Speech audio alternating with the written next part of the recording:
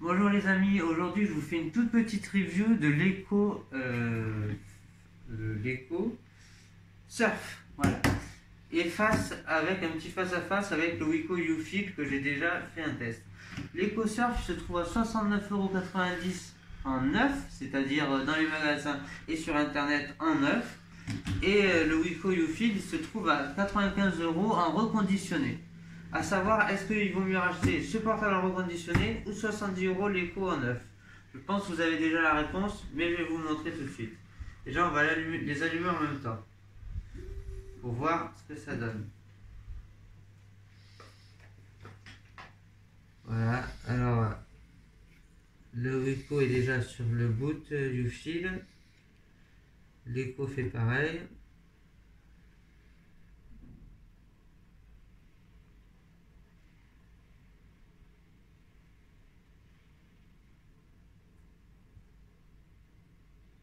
Déjà, ils sont longs au démarrage, hein, mais ça... Ah oui, le Echo, il a un écran de 18/9, et c'est l'argument de vente principal de ce Surf, c'est que c'est un écran de 18/9 dans un tout petit prix. Voilà, le Echo s'allumait avant, mais ça on pouvait s'en douter.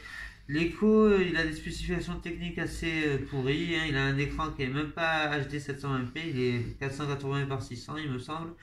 Il a 1 Go de RAM, alors que le Wiko en a 3. Enfin bon, ils jouent pas du tout dans la même cour en réalité, mais c'est leur prix qui m'intéressait de faire un comparatif, parce que voilà, 95 €, 70 €.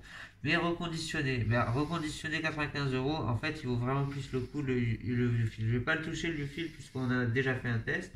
Et tout... On va voir la vitesse de lancement des applications, par exemple YouTube, voilà. C'est assez lent. Ouais, enfin encore il a été rapide. Mais je l'avais lancé tout plus tôt, alors peut-être qu'il était encore dans la RAM. Je vais prendre une application que j'avais pas lancée dans la RAM, Play Music. On va voir si ça met du temps ou si c'est rapide.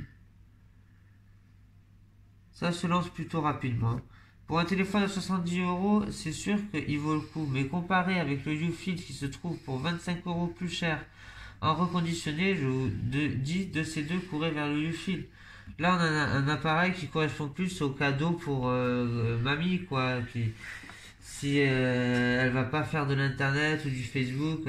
Pour Facebook, j'ai une astuce pour vous, c'est télécharger Facebook Lite et Messenger Lite, ça prend moins de place et ça consomme moins et c'est plus rapide sur les téléphones de ce genre-là qui ont vraiment des spécifications techniques assez pourries. Voilà, donc je vous ai fait une petite review rapide. Voilà, je fais un comparatif oral. Prenez le Wiko si vous avez 25 € à investir de plus, enfin 35 € à investir de plus, 25 €, et prenez celui-là pour quelqu'un qui débute vraiment dans le monde des smartphones et qui va pas avoir besoin d'une config et qui va s'en servir quasiment comme téléphone normal, quoi. Et qui voudra en plus aller un peu sur internet de temps en temps. Voilà, c'est la fin de cette mini review. Au revoir.